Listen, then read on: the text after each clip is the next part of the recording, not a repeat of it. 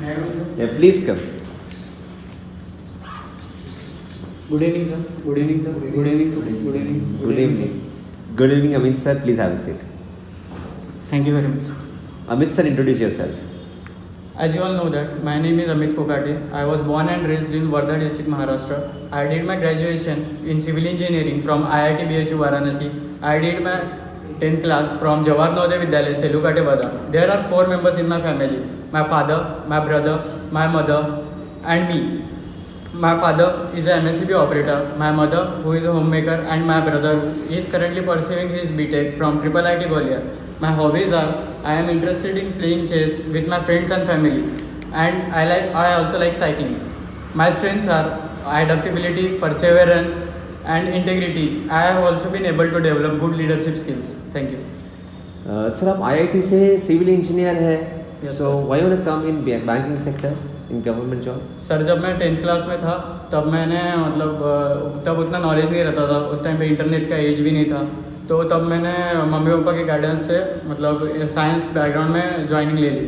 तो उसके बाद जब मैंने वहाँ पे जाके अच्छी मेहनत की तो मेरा IIT में सिलेक्शन हो गया. पर वहाँ पे जाके पता चला कि मुझे सिविल इंजीनियरिंग की जो जॉब है, मुझे फील्ड में तो इंटरेस्ट आया पर वो जॉब में उसमें इंटरेस्ट नहीं आया मुझे.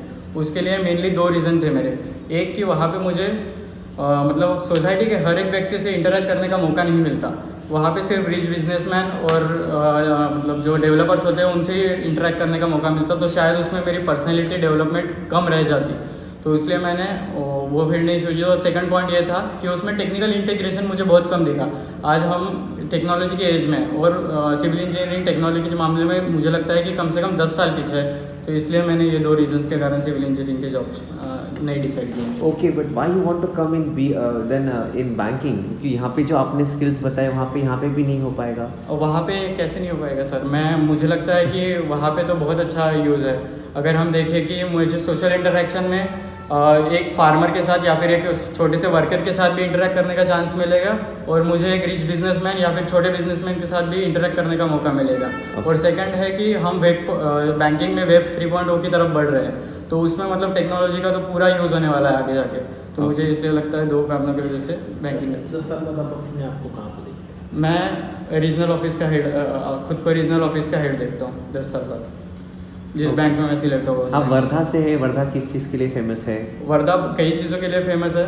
जैसे कि महात्मा गांधी जी 1920s के यहाँ पे बापू कुटी में रुके हुए थे. अगर हम रिलीजियस टूरिज्म के हिसाब से देखें तो गीताई मंदिर जो आचार्य विनोबा भावे जी ने बनाया था उसके लिए भी फेमस है. और केड़झर का गणपति मंदिर उसके लिए भी बहुत फेमस है. और देखा जाए तो बाबा आमटे जी जिन्होंने लेप्रेसी से पीड़ित लोगों के लिए भी काम किया था वो भी वर्धा से बिलोंग करते हैं. और सिंधुताई सपकाळ जी जिनका अभी साइडली देहांत हो गया है वो भी वर्धा से ही बिलोंग करते थे, जिन्होंने ऑर्फन चाइल्ड के लिए बहुत काम किया है. ओके. अभी अगर आप RBI की एग्ज़ाम आती है तो आप देना चाहोगे उसका? RBI ZB ऑफिसर की एग्ज़ाम आती है तो हाँ मैं देने चाहूँगा. अगर आपको उसमें सिलेक्शन होता है तो what would you choose? I will choose RBI academy. आप ये छोड़ दोगे? क्योंकि पब्लिक इंटरेक्शन तो आपको नहीं मिलेगा.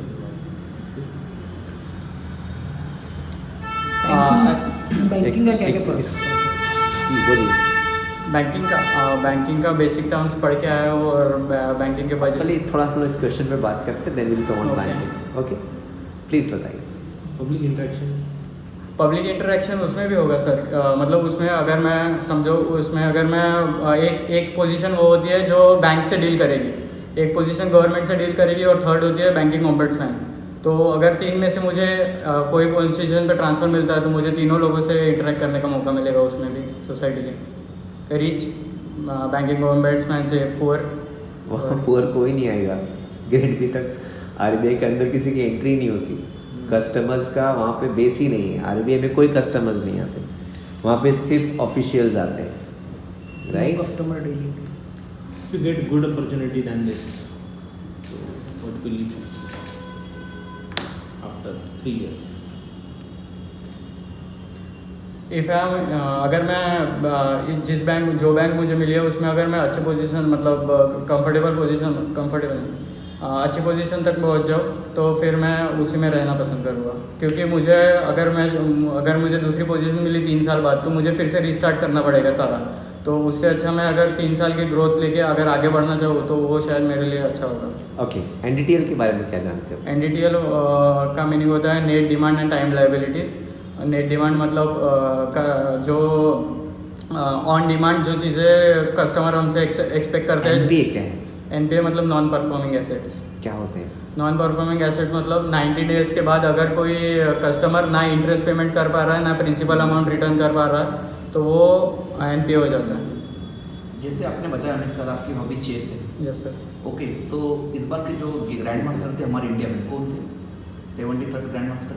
I think he was Somnath something. What is NPAS rule in chess? NPAS. I don't know about that term, but I am sure that I know about what the move is. You know Vishwanath Rana. Yes, sir. Vishwanath Rana को सबसे पहले कौन सा award मिला था? He was the first Dhyanchan Khel Ratna Award recipient of India. Okay, first What पहले is क्या नाम deaf था account? उसका? What, नीचे। sir? What is deaf account? Deaf Deaf. I don't know, sir. dormant account? Not sure. Amit sir आपका कौन से bank में अकाउंट है? मेरा SBI और महाराष्ट्र बैंक है। एसबीआई सेविंग और करंट दोनों में सेविंग है, सर। दोनों में सेविंग है। Yes. सेविंग में कितना परसेंट है? I think it is between 4 to 6. It depends on bank. Okay, SBI के चेयरमैन कौन है? Mr. Khera, sir. खेरा, Yes, sir. नीतीश कुमार खारा। Khara. अभी थोड़ी देर पहले आपने बोला था कि आप 10 साल बाद अपने आप को एक रीजनल मैनेजर के रूप में देखते हैं। Yes, sir. कितना टाइम लगेगा आपको वहाँ पहुँचने में? अभी आप कौन से स्केल के लिए एग्जाम दे रहे हैं? मैं PO के लिए दे रहा हूँ। क्या होता है PO? Probationary officer. In terms of scaling? Assistant manager के नीचे। इन Scale. Terms of scale? 1 2 3। Sir scale तो नहीं पता। ओके, आपके बर्दा के एमपी कौन है? Member of parliament sir 1 second, Ramdas ji Tadas. Ramdas ji तरस। ओके, नीति कमीशन के बारे में कुछ जानते हो? What sir? NITI commission, no sir. Planning commission, sir क्या मतलब मुझे डाउटफुल है पर मैं क्या गेस कर सकता हूँ? रवि सर ने क्वेश्चन पूछा था, उस पर क्या जवाब देंगे आप? कौन सा? 10 साल बाद आप कौन से स्केल के लिए हो एग्ज़ाम दे रहे हो? स्केल तो नहीं पता सर, सबसे छोटी ही होगी। आपको इस पे काम करना चाहिए, तभी तो शायद आप सबको पता होगा कि मैं कितने साल में कहाँ पहुँच पाऊँगा। हाँ वो देखा था सर मैंने, पर याद नहीं आ रहा। चलो, अभी आप एनीवेज, स्केल 1 के लिए काम करो। अभी आप स्केल 1 के लिए ज्वाइन आपने जब फॉर्म भी फिल किया होगा तो उसमें लिखा हुआ था कि नोटिफिकेशन में कि आप कौन से स्केल के लिए अप्लाई कर रहे हैं। Okay sir. एटलीस्ट ये पता रहना चाहिए। Okay, done. Okay Amit sir, thank you so much. Review time.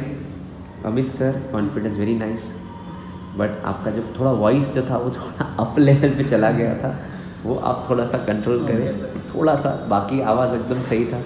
आपको देख के ऐसा लग रहा है कि हम लोगों ने अभी स्टार्ट किया हुआ है।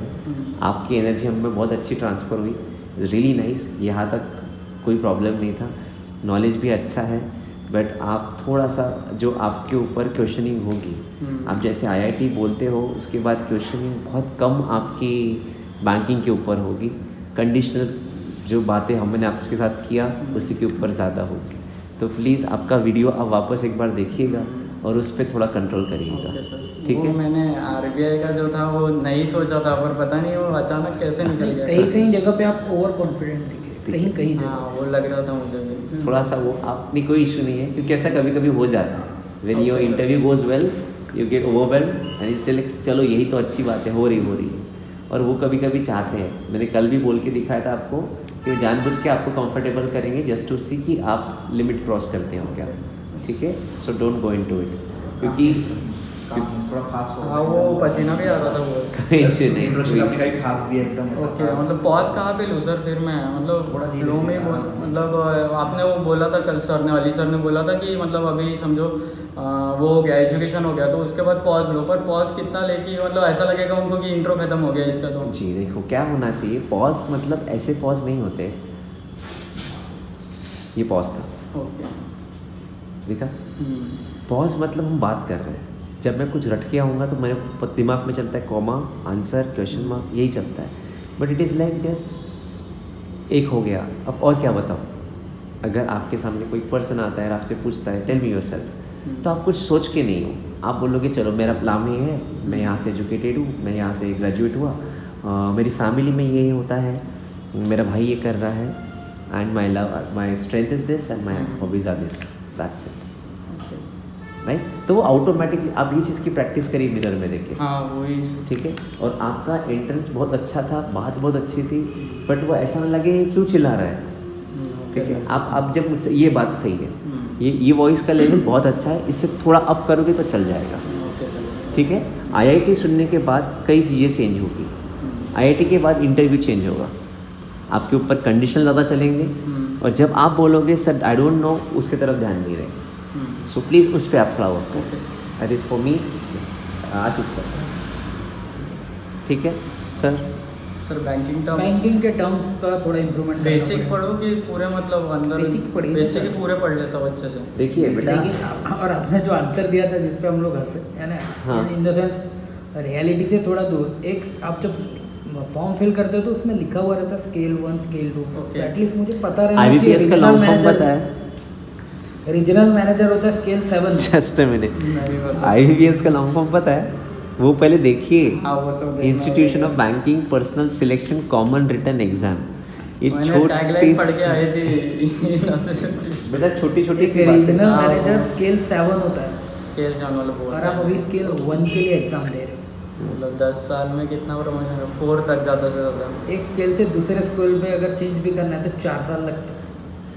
यानी मैं सांसद बना और मुझे प्रधानमंत्री बनना है।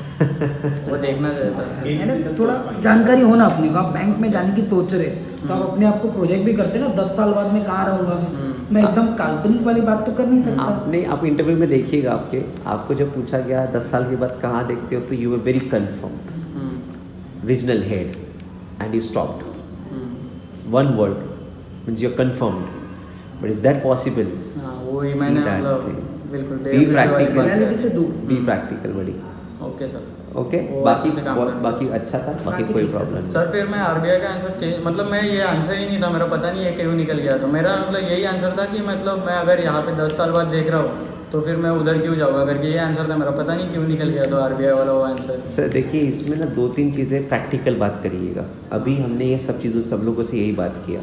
प्रैक्टिकलिटी इज़ कि आप आरबीआई ही ज्वाइन करोगे, हाँ वो तो ये इन सबको भी पता है, हाँ ठीक है। तो आपने यही बोलना चाहिए सर कि अगर आरबीआई होता है तो may be there is a chances that I will move for the RBI okay assistant. Sir. Why may be because अगर इन मीन वाइल मुझे अगर ये इंस्टीट्यूशन जो पे वर्क कर रहा हूँ वो अच्छा लगता है, यहाँ पे कुछ चीज़ों से और अच्छे से मेरा लगाव होता है, तो मे बी मैं मेरी पोजीशन चेंज नहीं करना चाहूँगा। मैं यहाँ पे भी मेरी जो ग्रोथ मुझे चाहता हूँ मैं, अगर वो यहाँ मिल रही है तो might be I won't go for the RBI, ये अच्छा ठीक है। Please go. मैं क्या बोल रहा हूँ सर, ऑनेस्ट आंसर करना चाहिए, ऑनेस्ट तो यही है ठीक कि है। जो है वही बनी। हम लोगों ने अभी एग्जांपल दिया, सामने चांदी रखी है, सोना रखा है, चांदी की दुकान में बैठे हो तो ये थोड़ी बोल सकते चांदी ही चाहिए ना। तो ये थोड़ा सा आप थोड़ा practically okay sir. Okay Amit sir, Okay, sir. चलो then, yeah bye. Thank you sir, thank you.